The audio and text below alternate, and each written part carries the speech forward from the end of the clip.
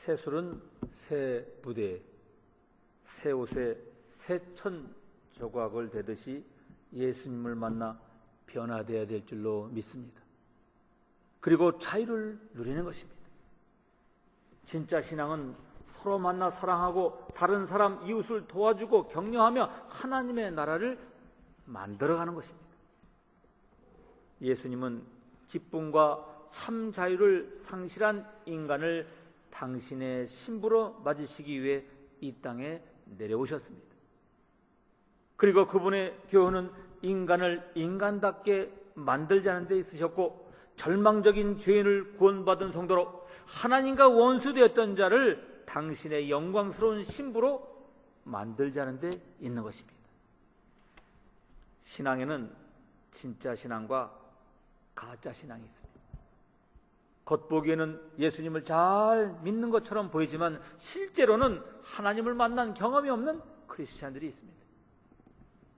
그들의 신앙은 진짜 신앙과 비슷해 보이지만 진짜가 아닙니다. 문제는 교회에 출석하기는 하지만 내용이 없는 사람들이 크리스찬의 이름으로 일을 하고 있는 경우입니다. 오늘날 이러한 이유로 많은 문제들이 사회에 나타나고 있습니다. 오늘날 교회는 규모가 커지고 성도들도 계속해서 늘어나는데 세상에서는 영향력을 잃어가고 있습니다. 왜 그럴까요? 가짜 신앙은 아무런 능력이 없기 때문입니다. 진짜 신앙이 능력을 발휘하는 것입니다. 아멘. 크리스찬은 서로 사랑하는 공동체입니다. 신약시대의 교회는 어떤 곳에든지 크리스찬은 어떤 존재였는지에 대한 표시가 있었어요. 그것은 예수님께서 말씀해 주셨고 신약성경에서도 이야기하고 있습니다. 여러분, 건강한 신앙을 가진 참 그리스도인은 배지를 달고 있듯이 눈에 보이는 표시가 있습니다. 그 대표적인 표시가 사랑과 용서인 것입니다. 내 이웃을 내 몸과 같이 사랑하는 계명은 하나님을 사랑하고 사람을 사랑하는 의미입니다. 선한 사마리아 사람 이야기 등 성경에는 사람을 사랑하고 용서하는 이야기가 많이 있습니다.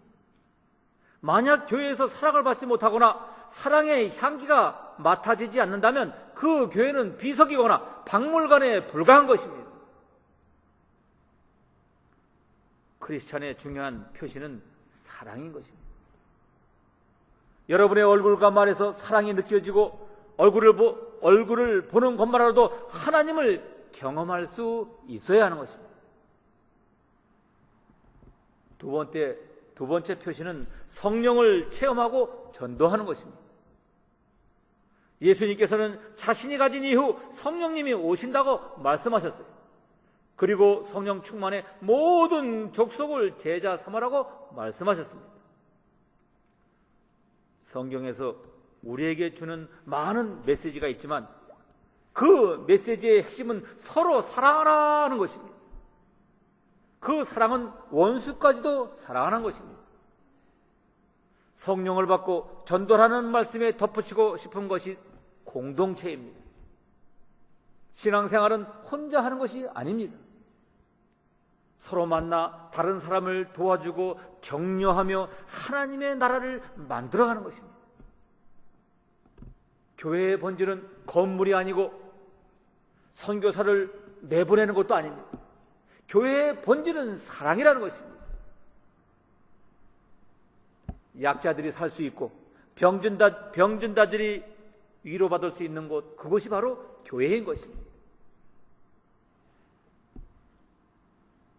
구약시대에는 진짜 하나님을 믿는 사람을 어떻게 구분했을까요? 유대인의 관점으로 금식하는 것과 안식일을 지키는 것이었습니다. 신약시대와 이 계명을 다르지만 구약시대에서 금식과 주일 성수를 잘 지키는 것이 바른 신앙의 기준이었습니다. 오늘 본문은 구약시대에서 신앙의 기준이 되는 금식과 안식에 대해 말씀하고 있습니다. 그런데 유감스럽게도 구약시대의 유대주의자들은 금식을 지키기는 지켰는데 형식적으로 지켰고 율법적으로 지켰다는 것입니다. 형식은 갖추고 있지만 정신이 없고 내용이 없습니다. 예수님께서 그러한 모습에 대해 말씀하셨습니다. 예수님이 생각하시는 안식일과 구약시대의 사람들이 생각하는 안식일이 어떠한 차이가 있을까요? 만약 잘못된 안식일에 잘못된 금식을 하고 있다면 그것은 세상에 아무런 영향을 미치지 못하는 종교 생활에 불과하다는 것입니다.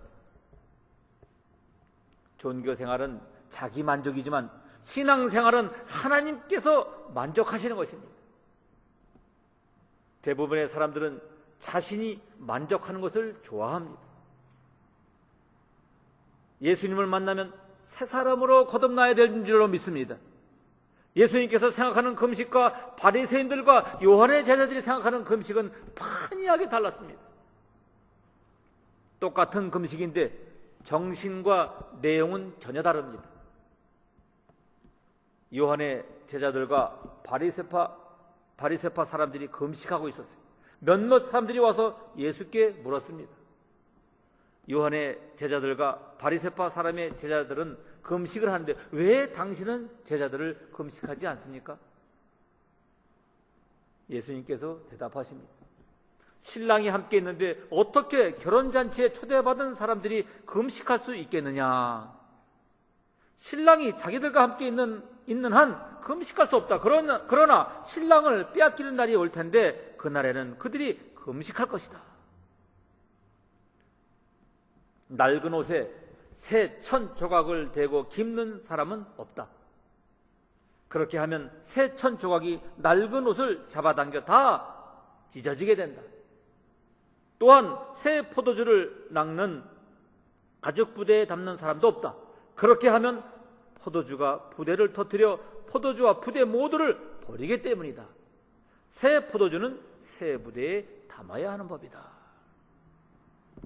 당시 요한의 제자들과 바리새파 사람들은 금식하는 방법이나 원리를 동일하게 생각했습니다. 그런데 예수님의 제자들은 그렇게 생각하지 않았어요.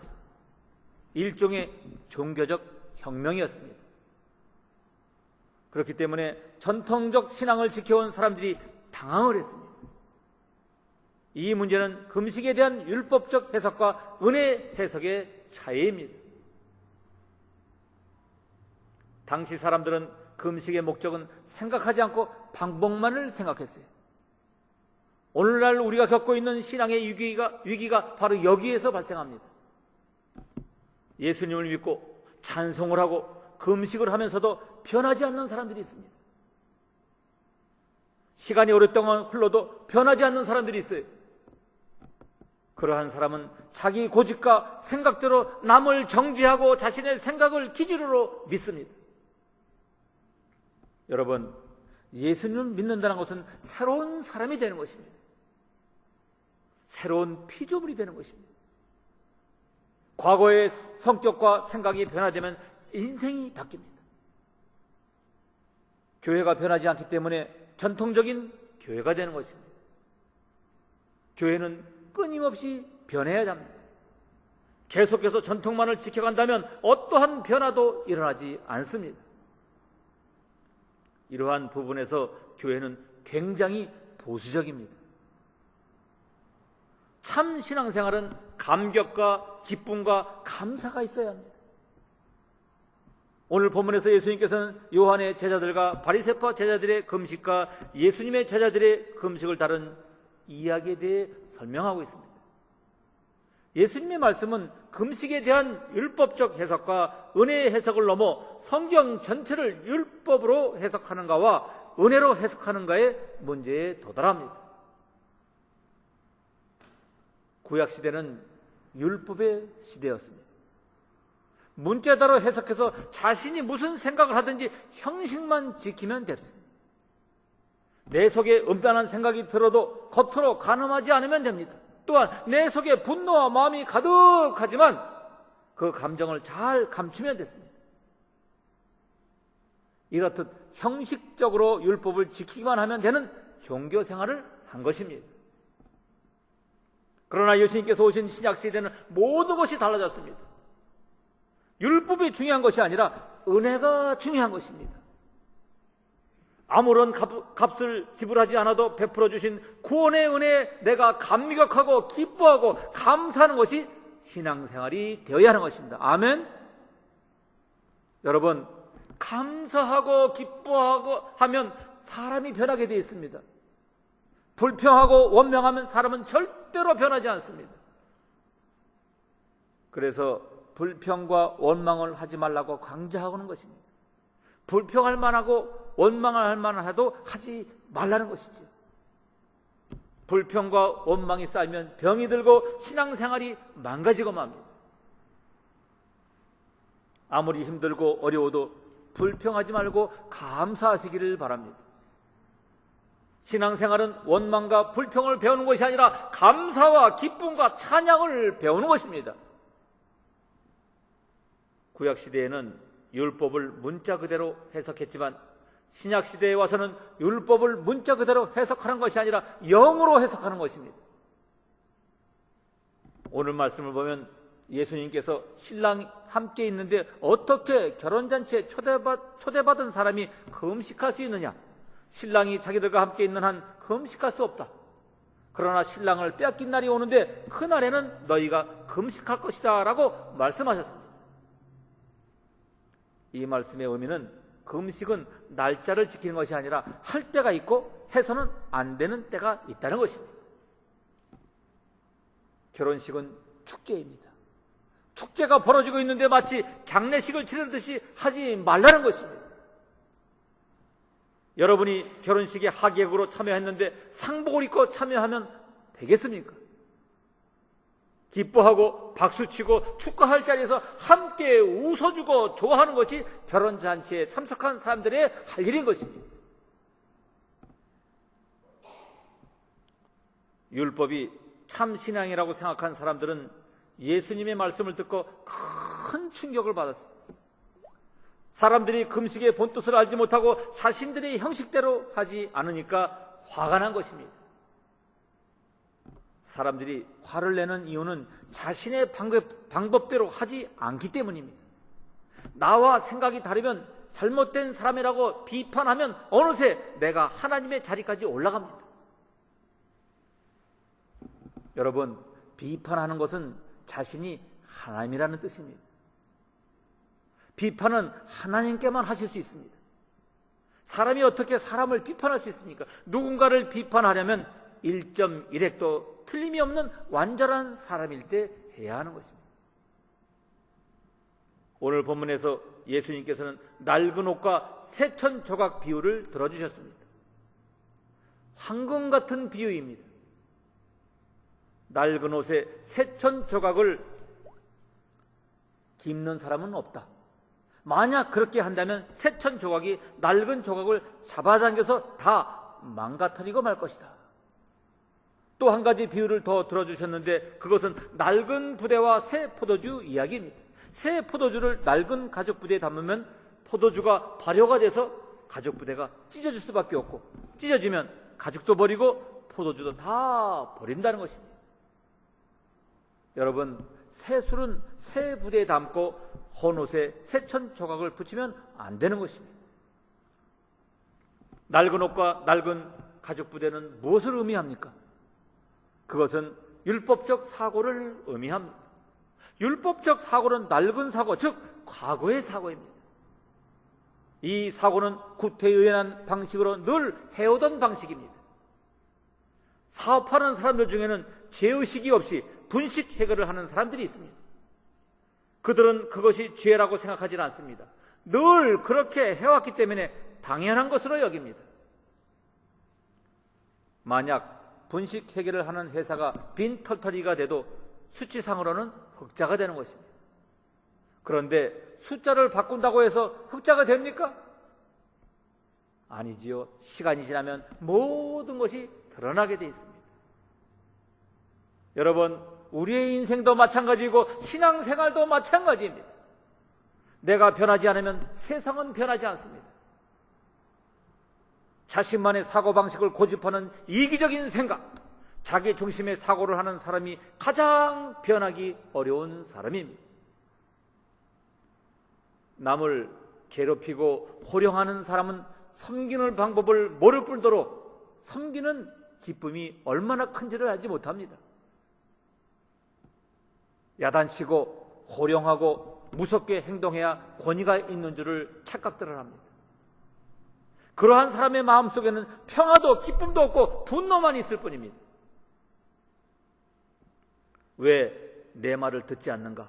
무엇이 옳은가? 어떤 것이 진리인가? 왜 내 생각대로 행동하지 않는가? 등의 생각을 계속해서 하기 때문에 화를 내고 싸우는 것입니다. 여러분, 이러한 생각은 낡았습니다. 또한 기준을 나로 정하면 자신의 마음에 맞으면 옳고 그러면 틀리다고 생각들을 합니다. 오랫동안 그렇게 살아왔기 때문에 어디서부터 무엇이 잘못되었는지를 알지 못합니다. 낡은 생각을 벗어버려야 합니다. 벗어야 하는 것입니다. 새롭게 표현하고 싶고 현재의 모습을 바꾸고 싶지만 낡은 생각에 붙잡히게 있으면 더 낡아지는 것입니다.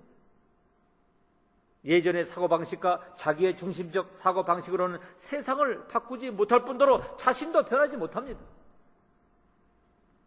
오히려 시간이 흐를수록 화만 더 나고 세상이 마음에 들지 않게 됩니다. 이러한 사람들은 만나는 사람마다 마음에 들지 않습니다. 이러한 사람을 만족시키기 위해서는 모든 사람이 그 사람의 종이 되는 수밖에 없어요. 오늘 본문에서 이야기하는 것처럼 새 술은 새 부대에 담아야 합니다. 기존의 나를 깨고 벗어나야 하는 것입니다. 자신의 생각을 바꿔야 합니다. 전통적인 사고방식과 과거에 해왔던 일들에서 빨리 벗어나야 하는 것입니다. 새 집은 헌 집을 헐어야 새로 지을 수가 있습니다. 예전에 내가 살던 집에 미련이 남으면 새 집에 들어갈 수가 없는 것입니다. 오늘 사회가 어려움을 겪고 있는 문제는 전통적인 사고방식에서 벗어나야지만 이겨낼 수가 있습니다.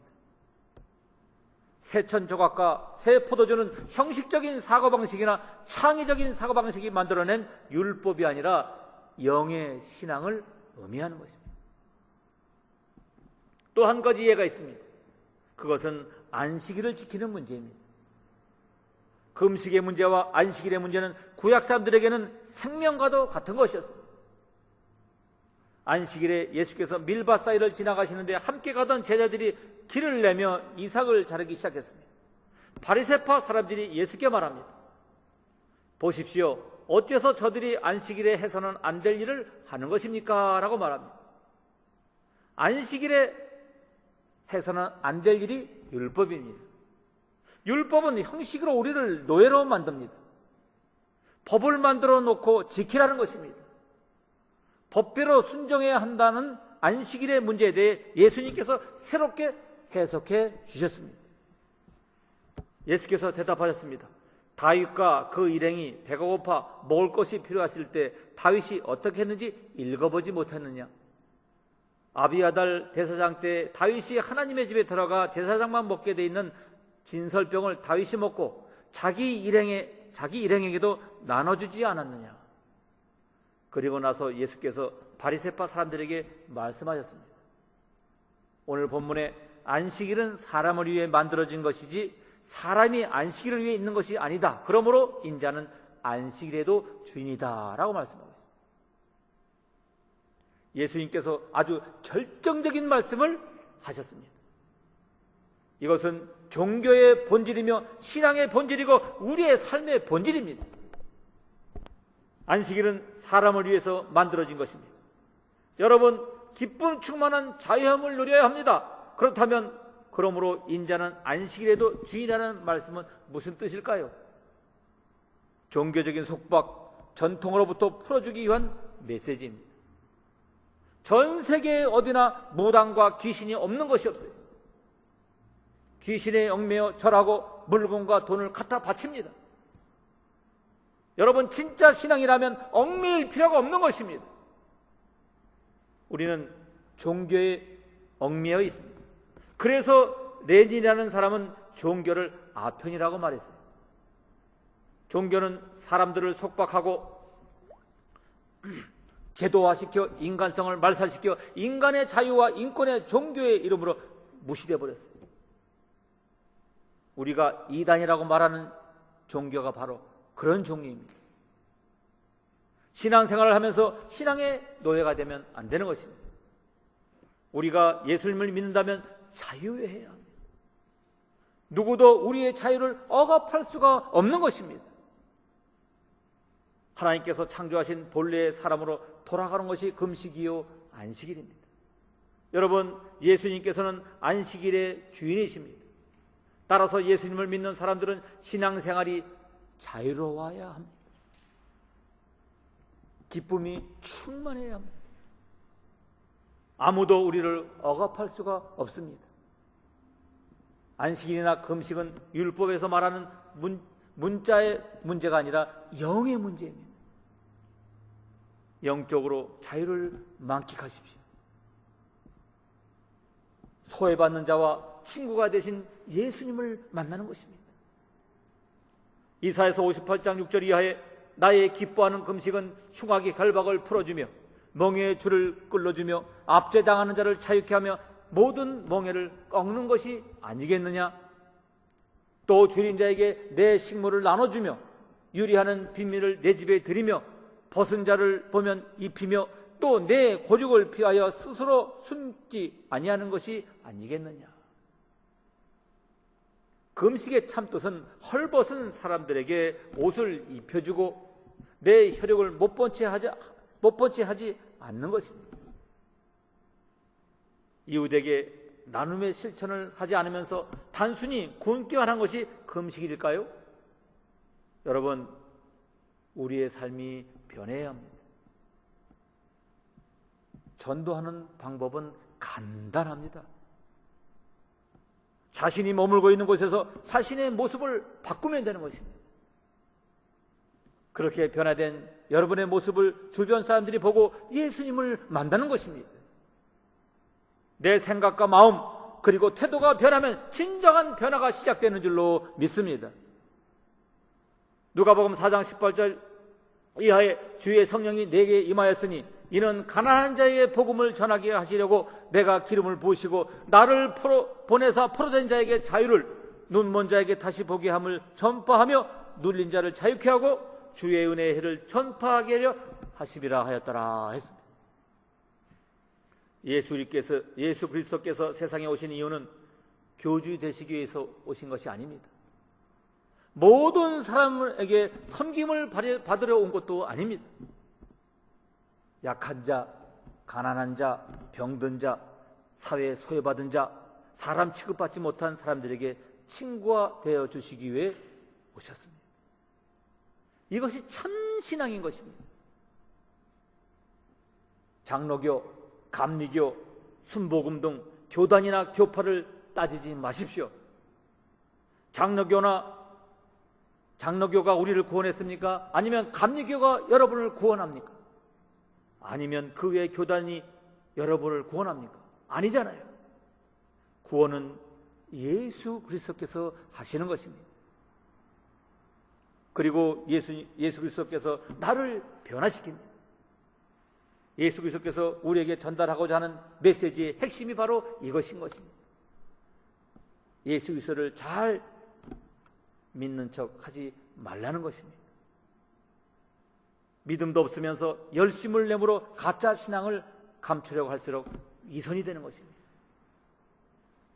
사랑하는 성도 여러분, 우리 모두 참된 신앙의 길을 가는 세상을 변화시키는 작은 일에 충성하는 아름다운 성도들 한 사람 한 사람 모두가 되어야 될 줄로 믿습니다.